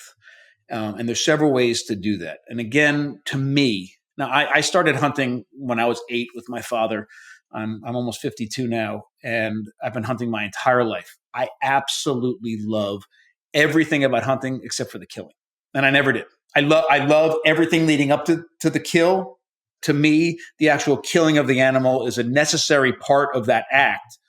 I never found any pleasure in that, but I found a lot of pleasure in everything leading up to it, and a massive amount of pleasure and responsibility in everything afterwards. Taking that animal and using the entire animal and nourishing my family, and doing all of those things. So if wild animals are something you have access to, I don't care if it's a fish or a deer or a duck, awesome, include that. But if not, there's a couple ways to start to get access to some of those other parts of the animal and sort of dip your feet into this. Part of it is size, right? So bringing a chicken home is a lot easier than bringing half a pig home. There's nothing wrong with bringing half a pig home. In fact, I've been bringing half a pig home for many, many years into our house and butchering it. And there's a lot of wonderful reasons to do that. But let's start with a chicken, for example. If you bring a whole chicken home, this is exactly what I would do. I take that entire chicken, I'd pull. Hopefully, it comes with, they've put in the gizzard and the liver and the heart, back into the chicken. You pull that back out in that little bag. And typically, the neck is in there as well. I take the liver and the heart and put it over to the side. And then in another spot, I put that neck. You take that chicken. The easiest thing to do is roast that chicken. Just roast the whole chicken. Put it, spatchcock it. I don't care. Cut it up. Roast the entire chicken. Definitely eat the skin. And if you don't, to me, my favorite part of the chicken is the skin. But if you don't like that, do understand that skin is full of flavor and it's full of collagen. It's full of nutrition. It's absolutely delicious. Find a way to incorporate it. So what we do is we roast a chicken, pull it off. I always eat the skin. The rest of the family doesn't like to eat the skin as just the skin. So I put it aside, the part that I don't eat. I'll carve it up real quick. We'll eat the meat. Whatever's left of that meat, we pull every bit of it off and we make chicken salad with it. You know what? That's the perfect time to take that skin, chop it up real fine, and throw it in with the chicken salad. It essentially disappears, but adds nutrition and flavor to it. Then all of a sudden now you have all these bones. So throw those bones into the pot and make bone broth with that. The next, do it overnight. The next morning you have all this amazing bone broth. So you have all the meat. Now you've eaten the meat. You have chicken salad out of the meat, and then all of a sudden you have all this bone broth as well. And then you have, and you throw the neck in with that carcass to make that bone broth. Now you have a heart, a gizzard, and a liver. That's typically what they would put in there. There's several things you can do with that. If you don't want to do anything with it right now, and specialty, throw that in when you make that bone broth, and then pull that out, and you can chop that up and eat it. You can do all sorts of things with it, but at the very least, it's added nutrition and flavor into that bone broth. It's better than throwing it out. What I like to do I love pate. I absolutely adore pate, but one chicken liver is not enough to make pate. You need a little bit more than that. So in my freezer, what I used to do is I would have a bag. I'd have a little bag, and I'd put, every time I get a liver from a chicken, I put it in the bag and freeze it until I got enough livers, and then I'd make pate. Chicken liver pate you can make in literally minutes, and it's not only delicious, but it's super easy to make. The recipe that I've made at home with my family is one of my favorite recipes in our book, so it's very easy to do. So all of a sudden now you have, at the minimum, you've taken the organs and put them in with the bone broth and increased not only the nutrition, but also the flavor of that bone broth. And then when it comes out of that bone broth, it's cooked. So you cut it up and eat it, cut it up and put it into something else. That's absolutely fine. Chicken hearts, my favorite thing to do with chicken hearts is to grill them. So same thing, I'd have a bag, I'd put all the chicken hearts in there. When I get enough to put them on a skewer, if I was cooking burgers or something else, I would put the chicken hearts right on the grill as well. The gizzard, which is a really, really tough muscle, is a little bit more difficult to deal with only because of the texture of it. So there's a couple things you can do with that. Again, at minimum, put it in for the bone broth. If you cut it thin, it's very easy to just eat right out of the stock pot when you made the bone broth.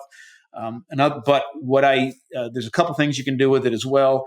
If you take that, same thing, I'd have a bag for all the gizzards until I got enough. You can actually corn them and make and slow cook them, and they make a wonderful corn gizzard. There's a lot of different things you can do with them. If you have access to the feet, always get the feet. The most amount of collagen are in the feet, and you always put the feet in the bone broth. In fact, every single pot of bone broth that we ever make, and I don't care what animal it is, we always put the feet in. If it's pork bone broth, put the feet in. If it's beef bone broth, put the feet in. And yes, you can buy beef feet. Put the feet into that. The other thing about, one quick little side note, it was somebody told me years ago for bone broth. When I started making bone broth 20-something years ago, I always thought, well, you make chicken bone broth, and then you make beef bone broth, and then you make the venison bone broth. And, I have to wait till I had enough you can make bone broth with any of it. And what I found is you can make it delicious putting it all together. Throw whatever bones you have in the same pot. If you have a pork bone over here, a beef bone over here, and a chicken carcass, throw it all in the same pot. And we make it here at the restaurant. We call it the farm. All the different parts go into the same pot. So all of a sudden, you've taken one chicken. This is what you've accomplished by bringing that chicken home and doing this. Number one, you've been able to stretch your dollar a little bit further because the price per pound of a whole chicken, because you're doing more of the processing at home, is less. So you've probably bought a higher quality chicken with the same amount of money. You brought this chicken home. You've eaten the meat as a family. The rest of the meat goes in a chicken salad for the next day. You've made bone broth with the carcass. You've either used or are saving the organs for some application into the future, and that's wonderful. But what you've also done is you've brought something into your house that resembled the shape of the animal when it was running around, right? You didn't bring home chicken breasts in a sterile, styrofoam package with some plastic over the top. And the only way that you know it's chicken is because there's a label on there that says that it's chicken. You've actually brought into your house something that resembled the shape of the animal.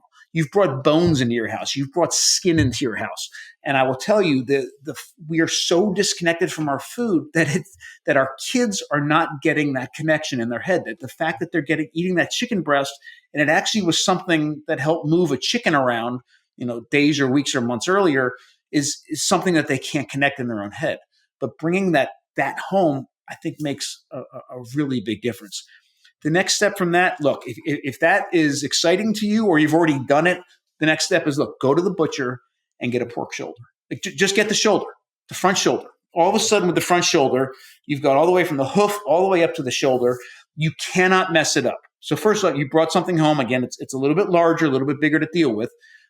Your price per pound, again, has gone down because you're doing the processing. The shoulder skin is the perfect skin to make pork rinds from.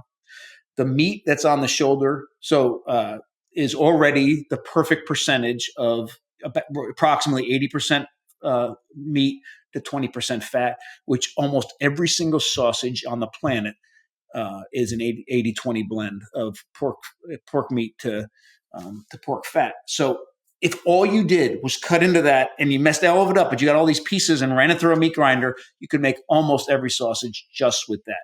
Then you have the scapula, you have the bones, and you have the foot to make bone broth. You have the skin to make pork rinds. With just that shoulder, there's a lot of other things you can obviously do with it too, but right there you have the basis for taking that next step in your cooking and connecting with where your food is coming. As a hunter, how do you look at the difference in nutrition and food quality, something we're buying at the butcher versus something you've hunted? Because even within the animals, we've domesticated things. And I want to extrapolate later into fruits and vegetables.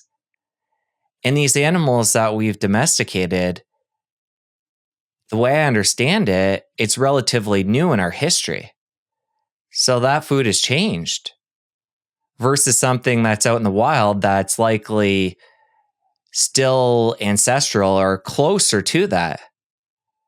So talk about the difference there between something you're hunting, something you're buying, and the different qualities. And then I want to move into domestication of animals and plants. So it is just like everything else we've talked about. It's very, very complicated. Most people listening to this conversation would automatically say, okay, great. I don't care how grass-fed, grass-finished that beef is. A wild deer that you shot is going to be higher quality than that. Well, maybe. The wild deer that I shot has literally been finished on corn. Like they've literally been eating corn out of these fields, all summer, end of the summer, into the fall. And in some cases, a lot of hunters around here will feed their deer corn, to bait them ahead of time. And they've been on corn for weeks before they go out for hunting season, it's kind of silly. And almost all that corn is genetically modified corn. So it's more complicated just saying that's a wild animal that I shot and brought it home, and therefore it is better for me. Now, I do think it's better for you on a lot of levels because you've had that connection. You've had that connection of harvesting that animal yourself. You've had not only the responsibility but the opportunity to make use of that animal, take it apart properly. It's been in nobody else's hands but yours. So, what happens between an animal getting raised and shipped and then killed and then gutted and then butchered and then cut up and then packaged and then get shipped to the grocery store by the time that you get it. There's a lot of places, not only don't you see any of that, but there's a lot of places where something can get broken down or things can happen in that system. Here you have this animal in front of you that it's all on you. And there's something beautiful about that. And because of the way the USDA regulations work, I could raise a cow. I could birth the cow. I could raise the cow. I could bring it to the abattoir to get killed and the butcher to cut it up. But I legally can't get that entire cow back, even though it's my cow. Like there's parts of that cow that I'm legally not allowed to get, which is insane. But you can get the entire animal that you've hunted because it's sitting there in front of you. So I don't know the nutrient density and nutrient profile difference between a wild deer here in Maryland and a grass-fed, grass-finished cow up the road. I actually don't know that answer, but I love, when we talk about that diversity, I love the opportunity to include venison and ducks and geese and wild turkeys into my diet on a regular basis to complement all the other things coming from the grocery store.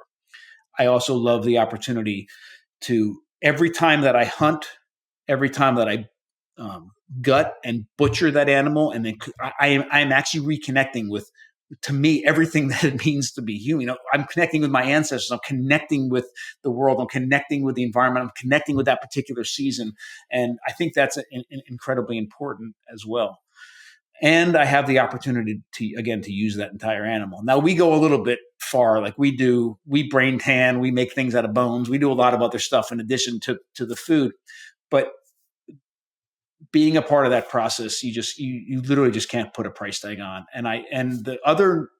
What's great about hunting in this country is that it transcends socioeconomic status. Like you go to Europe, and because of a number of different things, it's pretty much the elite get to hunt, because sometimes you have to own land in order to even get a hunting license or even a gun license.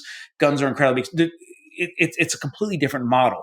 Here, there's probably more people hunting in a lower socioeconomic status than there are at a higher socioeconomic status. So another part of, which I love that access, but another, I think, part of your question, if you're looking at, I don't know the difference in my corn finished wild deer that I'm shooting compared to a grass-fed, grass-finished cow up the road.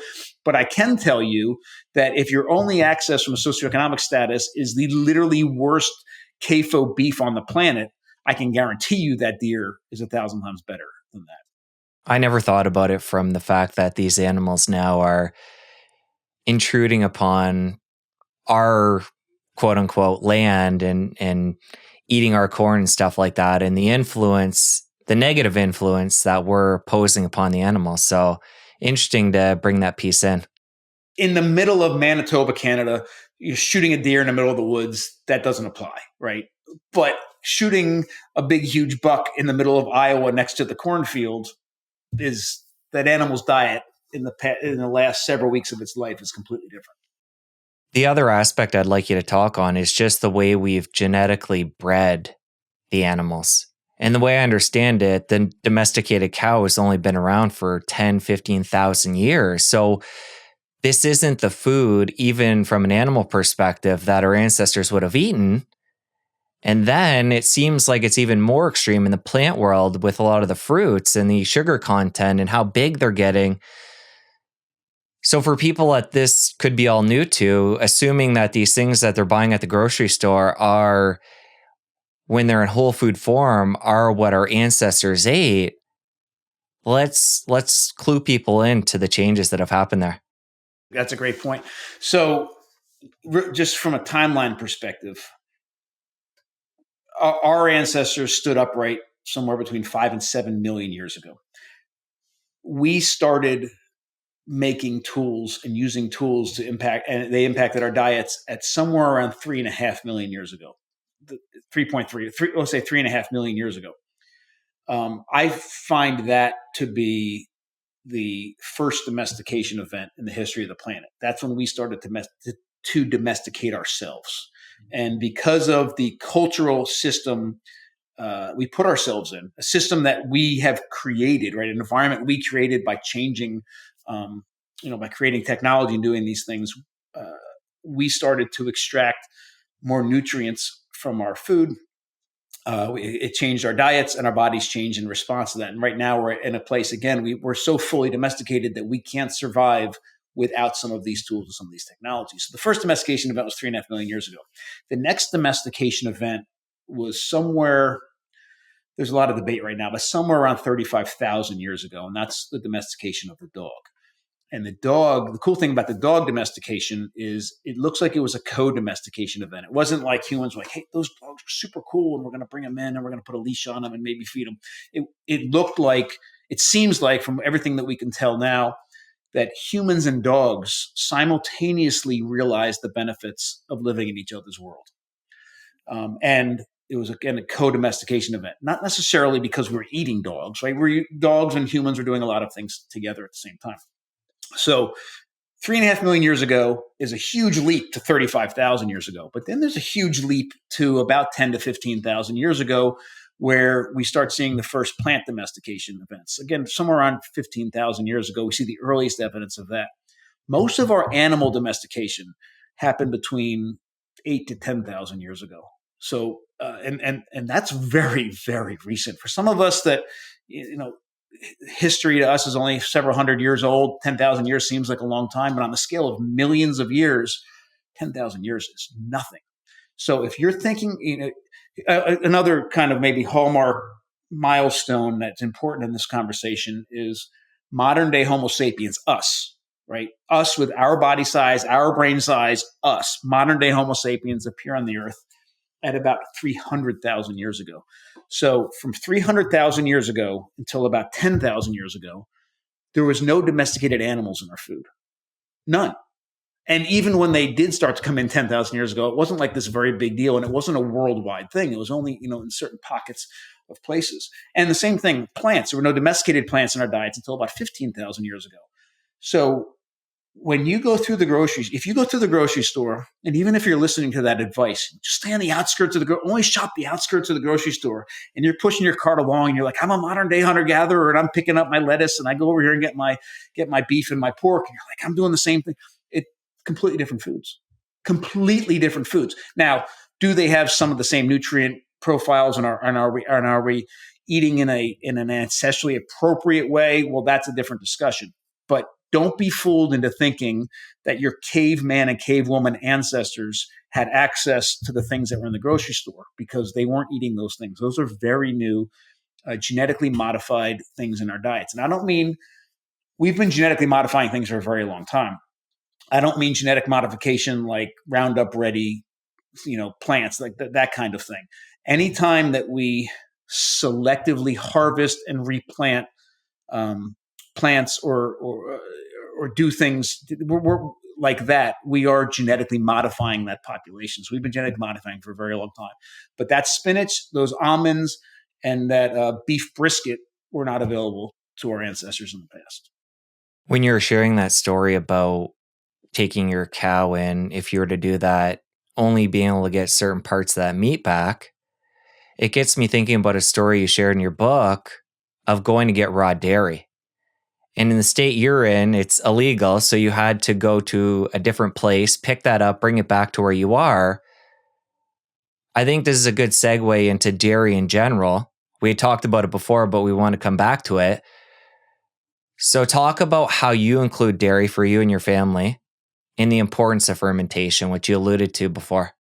Our kids are right now, my oldest daughter just turned 21. I feel very old right now. 21, 19, and 17. We don't have milk in our fridge anymore. It isn't really a thing in our family. But we did the entirety of the time that they were growing up. And all of the milk they had access to was 100% raw milk. And I had to travel. I had to cross state lines and regularly to illegally purchase the milk, then break federal law, going across those state lines and have the milk. In fact, we used to buy, I forget how many gallons a week, and we would drink that milk. I would make all of our butter from the cream. I'd make all of our cheese from the milk. So we'd make the yogurt from the milk. So we would go buy this raw dairy and then turn it into a bunch of different things that we're eating as a family. Good raw milk is, to me, the healthiest milk there is. Good raw milk, good raw, non-homogenized milk from cows that are treated properly, and that milk has been handled properly, is incredibly nourishing. But one thing I do want to say, because thankfully raw milk is getting a lot more press in the past, actually several months, than it has in a very long time. And much of that press has been positive, which I love. I will say good raw milk is the best milk on the planet. Bad raw milk is still dangerous and is bad. Grocery store milk is all junk, but good raw milk is great. That doesn't mean all raw milk is good, which I wish a lot of that came back into the conversation. However, what I want to stress in this part of the conversation is that drinking milk is not a traditional way of consuming dairy. There's two groups, the Maasai and the Samburu, who consume raw milk and blood every single day, is traditional, and they're drinking milk. But otherwise, I've never seen a traditional group in the world drink milk. They always ferment it into something else. It could be turning it into clabber, turning it into kefir, turning it into yogurt, turning it into cheese, turning it into a number of different things. But the fermentation of milk is incredibly important. What's weird about this country, and actually the modern world surrounding dairy, is that the entire system is built around consuming liquid milk. And nothing about that is ancestrally appropriate. Now, we did, as babies, consume liquid milk. Like we're mammals. That's what we do. In fact, that's kind of defines us as being mammals. But this is what happened when we consume milk from our mothers, right? So number one, that milk was raw coming out of our mothers. And as soon as that milk leaves our mothers, it starts fermenting. And it comes into our bodies as infant humans. And I do believe, we've talked for almost 2 hours about the role of processing in our food and how we're not designed to eat most of the foods that we consume without some sort of processing. The one food that we are perfectly designed to consume is raw dairy from our mothers, but that's only when we're infants, right? So when we're infants, that milk comes in, it's in the process of fermenting, it's loaded with bacteria. That milk is is at body temperature, and those bacteria are designed to operate best at body temperature. And it comes into our bodies as infant humans, and all of a sudden, and our bodies have produced naturally all sorts of enzymes to properly deal with that milk, things like lipase and lactase and a protease enzyme, depending on what animal we are, that helps coagulate it. And it sits in our stomach and it coagulates because of the chymosin, well, not chymosin for humans, but a protease enzyme that coagulates it, and it ferments in our stomachs, and then it goes into our small intestines, and it's a completely different food than what came in. By the time it reaches our small intestines, it is a different food than what came into our mouths. But us, like every other mammal on the planet, when we get weaned off of our mothers, lose the ability to produce a lot of the enzymes that were required for us to properly digest that milk. Lactase, for many of us, is one of those enzymes that we don't produce any longer, and we become lactose intolerant. Now, some people use that as an excuse to say, "Oh, because humans are lactose intolerant, we shouldn't consume dairy from other animals," and that's silly. Because we shouldn't be consuming almost anything that we eat without some sort of assistance. Like if I gave you 3 raw red kidney beans, you'd end up in the hospital. But so many of us eat beans because if we soak them and we cook them, we've detoxified them, and then we can then we can eat them and make chili out of them and do all these other things. So that line of reasoning doesn't make sense.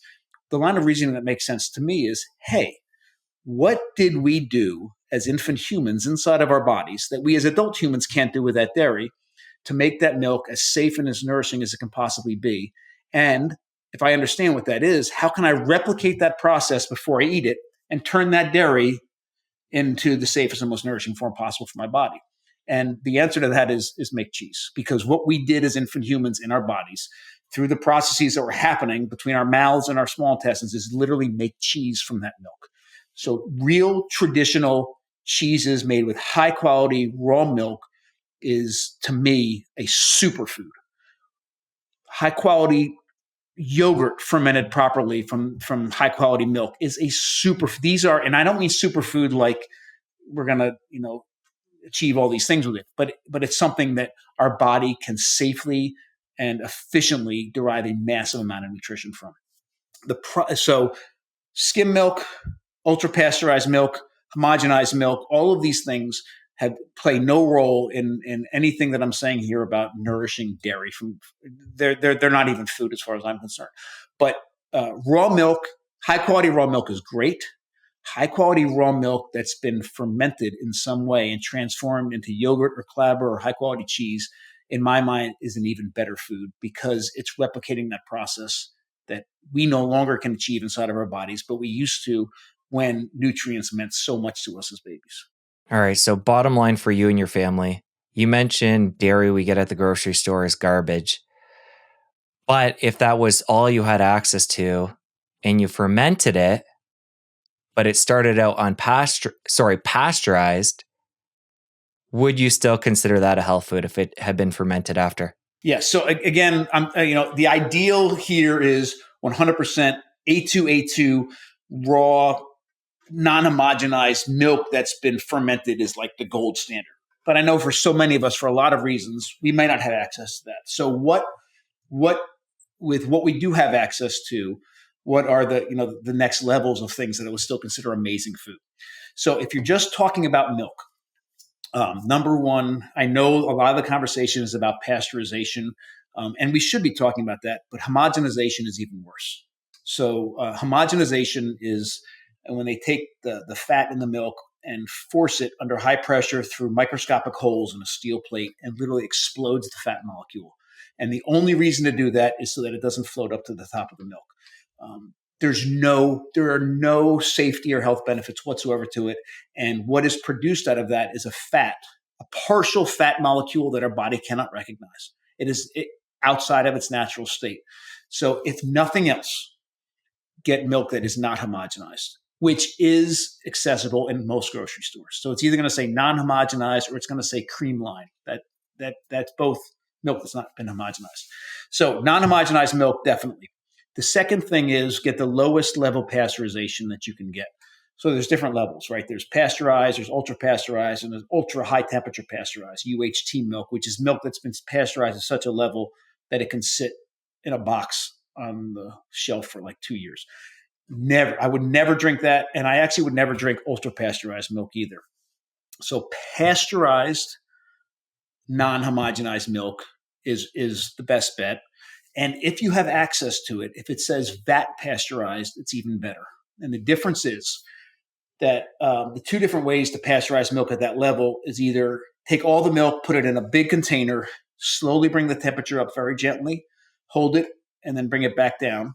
That's a very gentle way to do it. That's vat pasteurization. That's the preferred method. The other way of pasteurizing is to put it in a little pipe, and it goes through, and it gets in that pipe, it gets flash heated really, really, really fast. And it's more detrimental to the proteins than the vat pasteurization. So vat pasteurized, non-homogenized milk is a great bet. One of the problems is that most organic milk is ultra pasteurized. And the reason it's ultra pasteurized is because obviously it's more expensive to produce organic milk, and ultra pasteurizing increases the shelf life. So it makes more sense from a financial perspective to just really push that organics all over the label, and then very small, it says ultra pasteurized. I would actually rather, for me, and if I was buying it for me or my family, I would get the non-organic version of it that's just pasteurized as opposed to ultra pasteurized. So if you have access to it, and some people do, A2 pasteurized, non-homogenized milk is probably the best thing you can get at most grocery stores. Then, if you were able to ferment that, you would take it to the next level. And a good friend of mine, David Asher, if everybody wants a cheese making book, he's written 2 incredible books. He's amazing, but he calls fermenting dairy unpasteurizing. It doesn't undo all the problems with pasteurization, but it does mitigate a lot of the issues. It puts a lot of things back in place that were destroyed during the pasteurization process. So if you can make yogurt from it, or you can make clabber from it, or you can make kefir from it, you've already accomplished a lot. And I know we're running out of time, but let me just say one other thing about the fermenting of the dairy. The laws and we're learning so much owning a restaurant now, we are not allowed to backslop. You're not allowed to backslop in this country. And that means backslopping is, if anybody's ever made yogurt, right? You get the little yogurt maker, and all the yogurt maker does is keeps the milk at 110 degrees. So what you do is you take the milk, and then you take some yogurt from the old batch, and you put it in the new batch. So you're taking the bacteria from the yogurt, putting it into the milk, and then, well, depending on how you're making the yogurt, you may play with temperatures, but then you put it in this yogurt maker or your Instapot, and you keep it at 110 degrees to ferment it. Taking that yogurt from the old batch and putting it in the new batch is called backslopping. You're not allowed to do that commercially. You can do anything you want in your house, but I'm not allowed to do that commercially. If anybody's ever made kefir, you take the kefir you've just made, you strain it, you have the kefir grains left over, you take those out, you put it into the new batch. That's called backslopping. That is illegal to do in this country as well on a commercial scale, which means if you are buying yogurt or kefir from anybody, it all comes from a freeze-dried powder that came out of a factory, probably in Denmark, in order to make it. And the reason I'm bringing that up is because you can make higher quality, better yogurt at your home. You can make higher quality, better kefir in your home than anything you can possibly buy anywhere in this country. Really important info there. And again, I know we got to part ways, but I want to end on this, come full circle. Back to our corn. We talked about the processing there that we need to do to make it safe. Is there any additional steps on top of that we need to do to the corn to make it safe? And then we also I mentioned potatoes earlier. You mentioned kidney beans, and this is a bigger conversation, but just to cover a few different areas, what can we do with those specific plants to make them safe as well? I'll do a quick version of this because I think it's important. If you think about plants, the biology of plants and the different roles different parts of plants have to play, it's a very easy way, I think, to get a very general idea about where we need to be worried about plants and plant toxins and things. So very quickly, plants are not trying to be mean. Plants don't hate us. Plants don't even know we're around, probably. All plants are trying to do is the one thing that every species on this planet is trying to do is reproduce viable offspring that reproduces viable offspring. I mean, this is how natural selection works. This is how evolution works. And this is how species prevent themselves from becoming extinct. So plants spend a lot of energy producing toxins in areas of the plants that they need to protect. But they also put a lot of energy into making parts of them attract where they need to attract. So a plant that has some sort of a root or a corm or a tuber, that root or corm or tuber is a powerhouse. It is an energy storehouse for that plant. So think potato. That is an incredibly important part of that plant. And you can bet that in almost all cases, it's spending a lot of time and energy protecting it through chemical warfare. And the most protection around for that root, corm, or tuber is in the outside of it, because that's the barrier between. And these toxins are fighting predators, they're fighting insects, they're fighting fungus, they're fighting disease, they're fighting all sorts of things. So most of the toxin on things like potatoes are occurring in the skin. And I know that goes against everything that we've heard since we were kids. It is not true that the most nutrition is in the skin, but even if it was, it's not worth the toxic load that comes with eating the skin. So roots, corms, and tubers are highly protected in most cases through toxins. And when they are, most of those toxins occur in the skin. And we'll get back to that in a second. The leaves and the shoots perform different roles and they do different things. And depending on the season and the plant, they may have various levels of toxins. And it's very, very plant and season specific. So a great example is dandelions in the early spring are bitter, but not that bad. Later in the summer, their toxic load skyrockets, and you can't eat dandelion greens in like July or August. They're just way too bitter. There's too much toxin. And then in the fall, a lot of that toxin goes away again, and then they're palatable again. So that's that. Flowers are beautiful and smell good for a reason, because their role of the flower is to attract, right? So that the flowers attract things like pollinators, for example. So typically, in the world of plants, I never want to be, say 100% anything, but flowers are typically very low in toxins or have no toxins whatsoever because their role is to bring things to it. But fruits are a different story. Fruits are there to, in most cases, to attract an animal to come eat the mature seeds, put those seeds through the digestive tract, and then deposit those seeds. It works perfectly in a pile of manure somewhere else and help propagate the species. So typically, fruits smell good and taste good and have a very low toxic load when those seeds are mature. So those seeds are the babies of the plant, but the fruit is there as a delivery mechanism for those seeds. But everything I just said only counts when those seeds are mature. And most plants have some sort of toxin in their fruit that gets shut off the moment that the seeds become mature, because it doesn't make sense. They want to protect those seeds, not have anything eat them until they're mature, because if the seeds get spread before they're mature, there's going to be no baby plants. But if it waits until those seeds are fully mature, that toxin literally shuts off. The fruits smell and taste great. It attracts an animal and they go somewhere else. So a great example of that, you might have them in Ontario, but we have wild persimmons here. If anybody's eaten an unripe persimmon, you'll never eat another persimmon the rest of your life. It's just astringent. It sucks all the water out of your mouth. It's horrible. Like, I've eaten an unripe persimmon and I felt it the next day. It was so bad. But a ripe persimmon is my favorite fruit in the world. It is delicious. It is a completely different food. Even unripe bananas have a higher toxic load than a banana does. So a ripe fruit is typically low in toxins. But seeds, nuts, grains, and legumes are the babies of the plant. If you think the root was highly protected through chemicals, the seeds, nuts, grains, and legumes are. So that's everything from wheat berries to almonds to kidney beans. I mean, the list goes on and on. So understand that almost every seed, nut, grain, and legume in the world is protected through some sort of toxin. And if you're going to eat them, then you need to do something to them. And it depends on the seeds. Generally, sprouting is usually a very good idea. Soaking usually helps at some level, and fermenting usually helps at some level too. All right, Bill, we're going to link up your restaurant, your website, your social media, everything in the show notes. Really appreciate you, everything you're sharing. Oh, and your book too. We'll link that up. Thank you. Thank you so much. It was great to speak with you, and thank you for all the work that you're doing. Now that you're done, you're going to want to stick around here and catch this other incredible episode. You don't want to miss it. I'll see you over there.